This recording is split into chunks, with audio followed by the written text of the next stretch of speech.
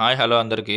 ఈరోజు వీడియో వచ్చేసరికి ఏంటంటే, మనమైతే బటర్‌ఫ్లై పార్క్ దగ్గరైతే ఉన్నామనమాట. ఇప్పుడే మా వోడైతే లోపలికెళ్ళాడు టికెట్ తీసుకొస్తానికి.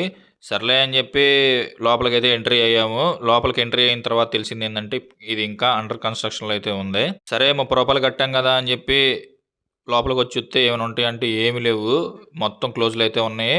ఉన్నాయి కూడా లిమిటెడ్‌లో ఉన్నాయి. నేను యూట్యూబ్‌లో చూసి అయ్యున్నాయి, ఇయ్యున్నాయి అని అయితే వచ్చాను గదా! మొత్తం బిస్కెట్ అయితే అయింది. నేను ఇక్కడికి బైక్ మీద అయితే వచ్చాను. బైక్ మీద ఒక 60 స్పీడ్‌తో అయితే వచ్చాను. ఎందుకు చెబుతున్నానంటే నేను బైక్ మీద వచ్చాను కదా!